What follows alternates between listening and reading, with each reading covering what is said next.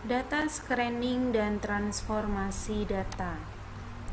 Screening terhadap data merupakan langkah awal yang harus dilakukan untuk setiap uji statistik, khususnya jika tujuannya adalah inferensi.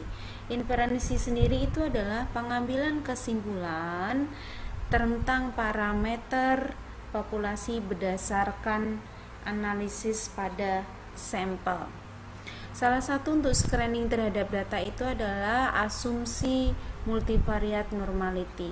Di dalam asumsi multivariate normality, yang dapat diuji adalah normalitas, linearitas, homoskedastisitas, yaitu dari sebuah variabel atau dari residualnya. Tetapi yang akan kita bahas dalam pertemuan ini adalah untuk menguji normalitas suatu variabel. Cara mendeteksi sebuah normalitas itu yang pertama adalah lewat pengamatan nilai residual. Lewat pengamatan nilai residual biasanya diuji menggunakan grafik. Tetapi untuk variabel-variabelnya bisa menggunakan grafik dan bisa menggunakan uji statistik. Walaupun normalitas suatu variabel itu tidak selalu diperlukan dalam sebuah analisis, tetapi hasil uji statistik akan lebih baik jika semua variabel berdistribusi normal. Karena apa? Jika variabel itu tidak berdistribusi normal, maka uji statistik akan terdegradasi. Jadi, hasil uji statistik akan terdegradasi. Oke, selanjutnya adalah tentang komponen normalitas. Secara statistik ada dua komponen normalitas, yaitu skewness dan kurtosis. Skewness atau variabel menceng atau yang dilihat adalah kemencengannya atau kecondongannya. Biasanya variabel ini nilai min-nya tidak di tengah-tengah distribusi, tetapi untuk kurtosis biasanya berhubungan dengan puncaknya. Jadi jika variabel terdistribusi normal, biasanya itu nilai skewness dan kurtosis itu nilainya sama dengan 0. Ini sudah saya bahas di bab sebelumnya untuk skewness dan kurtosis. Jadi syarat berdistribusi normal adalah nilai skewness dan kurtosisnya sama dengan 0. Di awal tadi saya sudah mengatakan bahwa untuk uji normalitas itu bisa menggunakan uji grafik dan uji statistik. Di sini ada yang namanya uji signifikansi skewness dan kurtosis, yaitu dengan cara membandingkan Z skewness dengan daerah kritis atau Z kurtosis dengan daerah kritis. Di sini saya mengambil daerah kritisnya yaitu 1,96 karena di sini signifikansi alfanya menggunakan yang 5%. Terlebih dahulu kita mencari Z skewness-nya, yaitu sama dengan skewness dibagi akar 6 per N. N di sini adalah jumlah pengamatannya. Dan nanti jika Z skewness-nya nilainya negatif dan kurang dari 1,96 berarti memiliki kecondongan atau kemencengannya itu ke kanan. Tetapi jika nilai Z skewness-nya lebih dari 1,96 dan nilainya positif, berarti kemencengan atau kecondongannya ke kiri. Ini adalah contohnya. Ini adalah untuk kemencengan ke kiri. Ini adalah bentuk yang berdistribusi normal. Biasanya distribusi normal itu bentuknya lonceng, dan ini adalah yang kemencengannya ke kanan. Oke, selanjutnya adalah membandingkan Z kurtosis dengan daerah kritis, yaitu dengan mencari Z kurtosis terlebih dahulu sama dengan kurtosis per akar 2 dari 24 per N. N tadi yaitu banyaknya pengamatan. Oke, yang pertama kita membandingkan nilai Z kurtosis dengan nilai kritisnya. Jika nilai Z kurtosisnya itu bernilai negatif dan kurang dari 1,96, berarti data itu memiliki keruncingan yang leptokurtik atau relatif datar.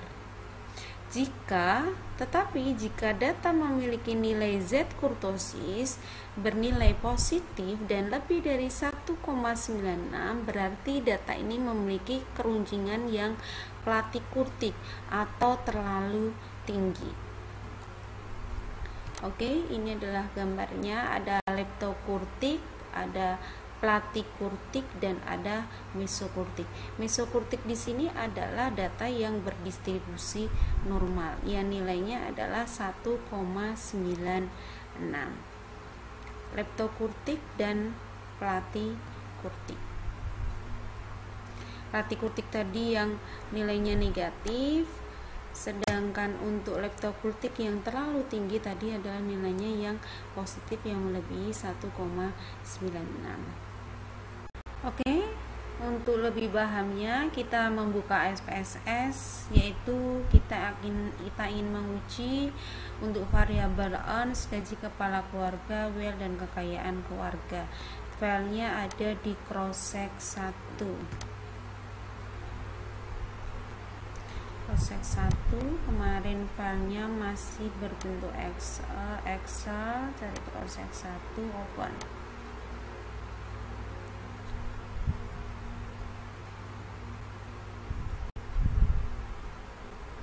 Oke.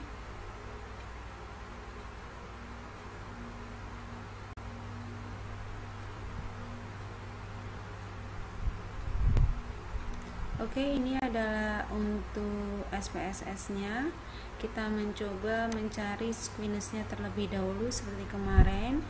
Kita klik analyze, descriptive statistik, descriptive. Kita masukkan variabel yang ingin kita uji, earns dan wealth. Optionnya kita pilih, kita ingin menguji apakah data itu berdistribusi normal atau tidak tadi, yaitu membandingkan Z squiness dengan Z kurtosis. Jadi kita mencari kurtosis dan squiness-nya terlebih dahulu. Continue terus, oke. Oke, di sini sudah ada N-nya jumlahnya 100, squiness-nya 2590 dan kurtosisnya 8422 dengan variabel wealth-nya 3030 dan kurtosisnya 11551.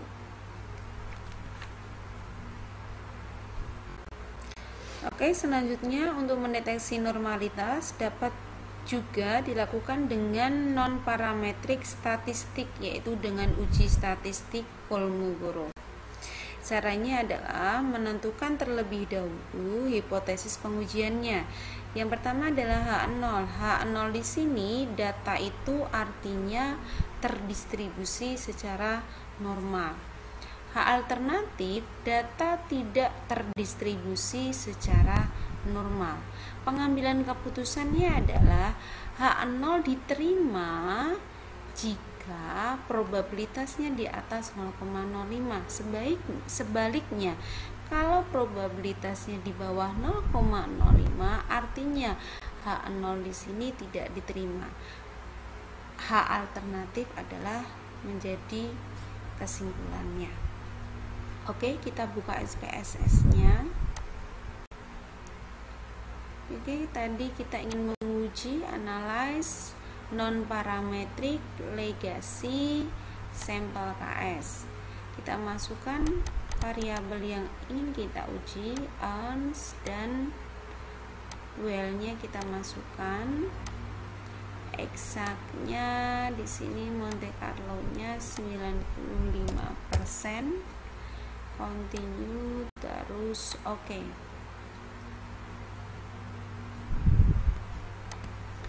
Oke, di sini Di sini probabilitasnya 0,001 untuk variabel ons dan 0,000 untuk variabel well.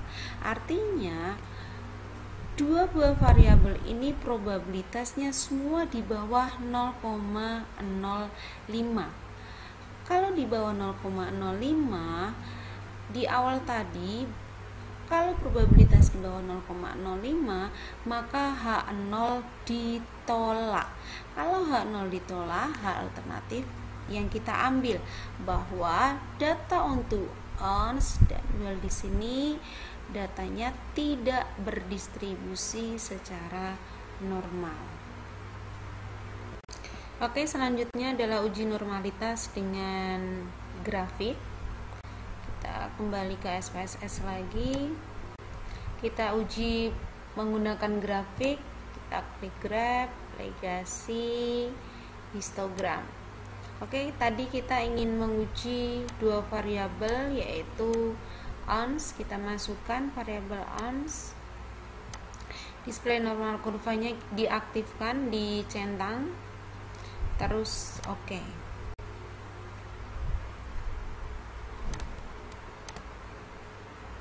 Oke, di sini kelihatan bahwa variabel ons ini tidak berdistribusi normal karena bisa dilihat di sini kemencengannya ke kiri, squeness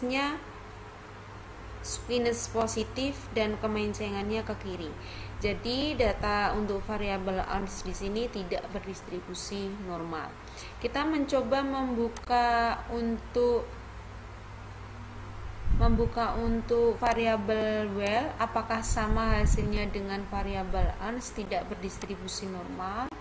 Oke, kita masukkan well, kita masukkan, display normal kurvanya diaktifkan, terus di oke. Oke, bisa dilihat hasilnya. Di sini untuk variabel well juga kemencengannya ke kiri, squeness positif, dan di sini variabel well sama dengan variabel ons tidak berdistribusi normal. Oke, selanjutnya adalah transformasi data.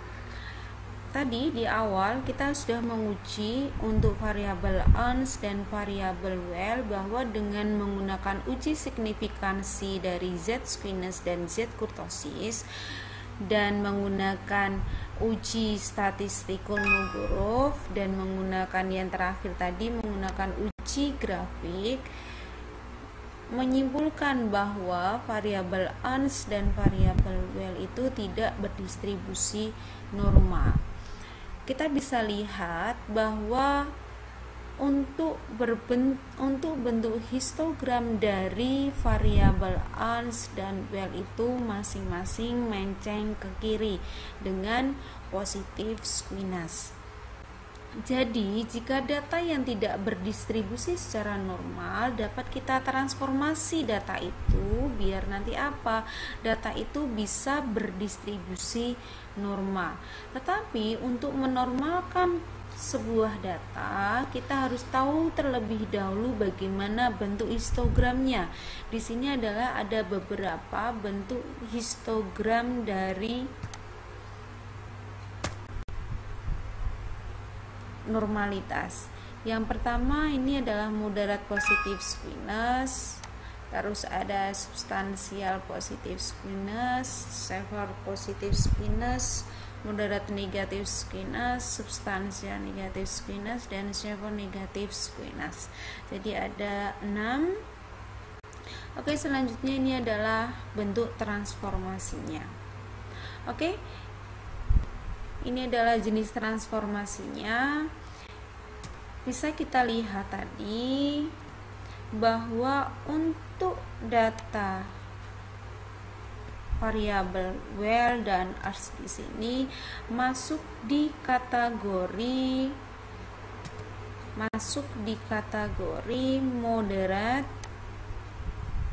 moderat positif squeness. Jadi bentuk transformasinya adalah SHRT dari X-nya. Jadi akar kuadrat. Jadi data itu kita akar kuadratkan. Jadi langkah awalnya kita membuka SPSS lagi. Kita membuat variabel baru, yaitu berupa akar dari data lama. Yaitu yang pertama adalah kita mentransformasi dulu variabel ons-nya. Oke, pertama kita pilih transform, compute variabel.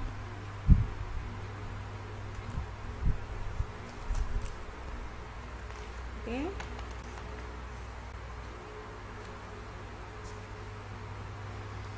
Kita tulis shrc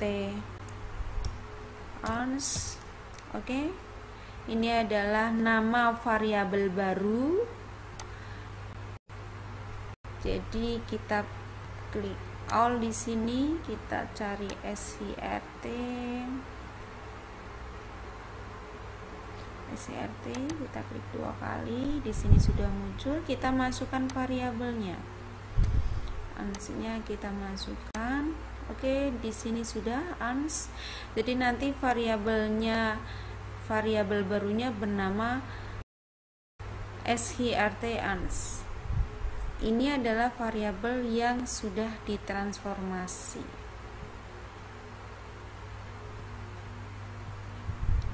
Oke, bisa kita lihat variabel view-nya di sini. Oke. Yang saya blok di sini adalah variabel baru, yaitu shrc ons. Jadi transformasi dari variabel ons, transformasi jenisnya yaitu shrc dari variabel ons-nya atau variabel awalnya. Oke. Selanjutnya kita mencoba melihat apakah setelah kita transformasi data ini menjadi shrc, apakah data itu akan menjadi berdistribusi normal atau tidak. Kita coba di sini menggunakan uji histogram terlebih dahulu.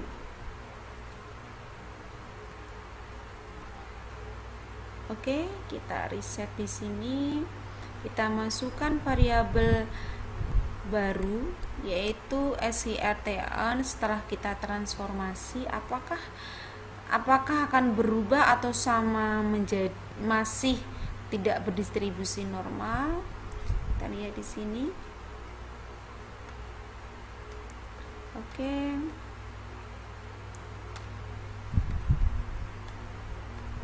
Masih proses.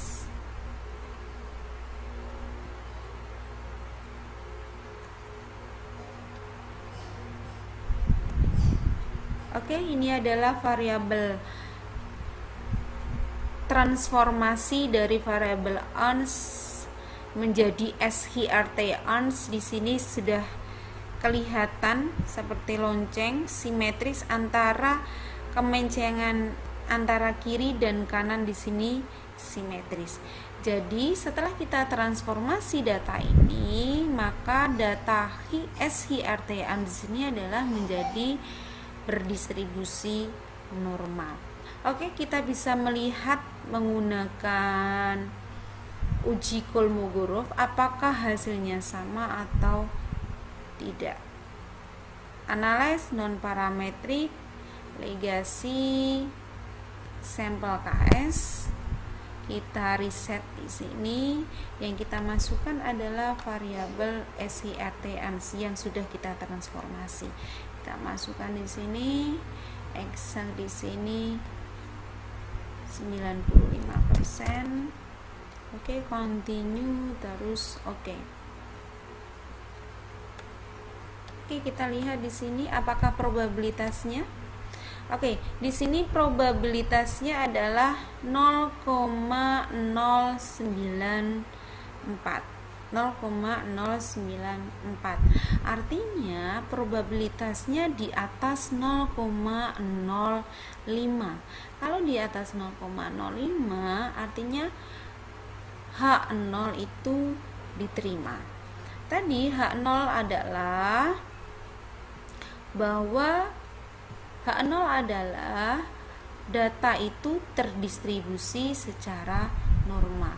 Jadi setelah kita transformasi, kita uji lagi menggunakan grafik dan kita uji menggunakan uji huruf, ternyata data ini dari yang pertama tidak normal menjadi berdistribusi normal, yaitu dengan mentransformasi data itu menjadi SQRT.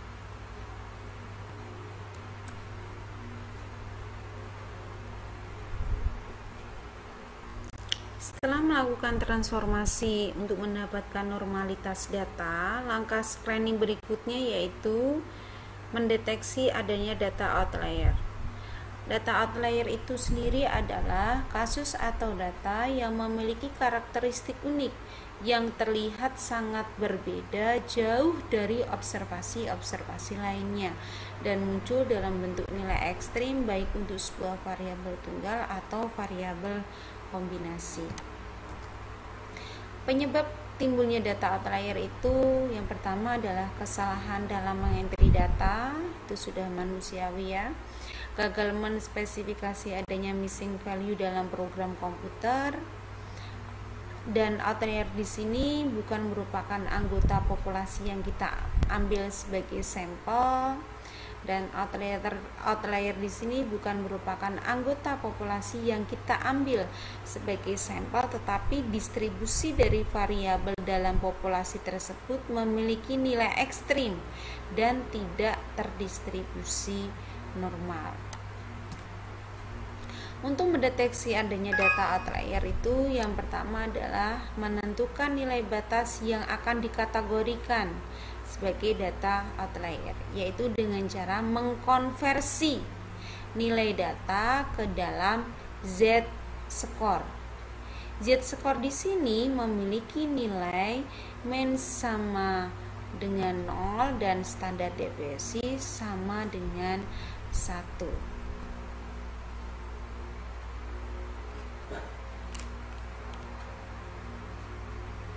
Terus untuk melihat apakah data itu termasuk data outlier atau tidak, di sini dikategorikan menjadi dua, ada sampel kecil, ada sampel besar setelah mendapatkan z-score.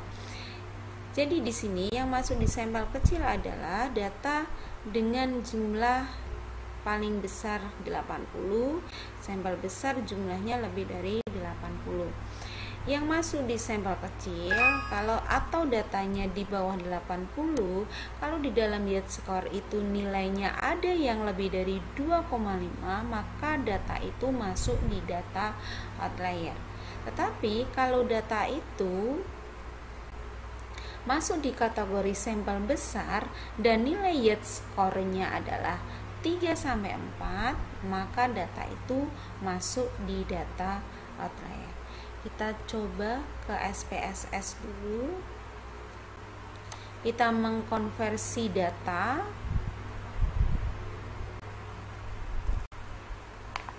Analyze.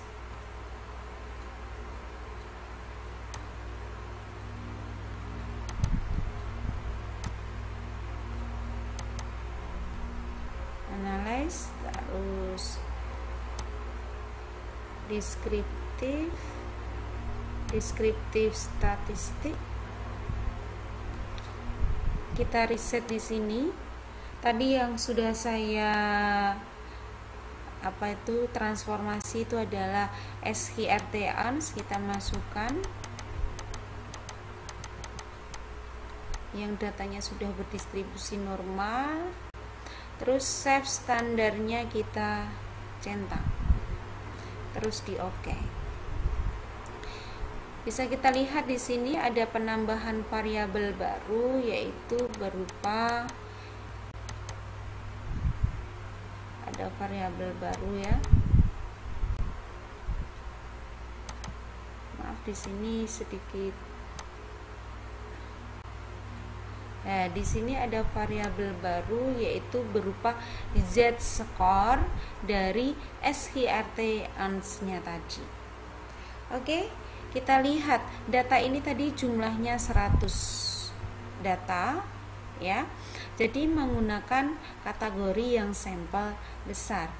Dan nilai z-score antara 3 sampai 4 itu adalah masuk di kategori data outlier. Apakah di dalam data SIRT di sini ada data outlier atau tidak? Kita lihat di sini data videonya. Kita lihat di SIRT untuk z-score-nya.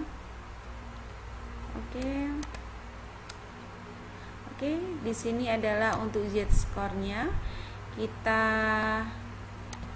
klik kanan, pilih ascending. Jadi mengurutkan dari data yang paling kecil, kita pilih ke bawah. Apakah ada data yang lebih dari 3? Oke, di sini ada 1, 2, 3, 4.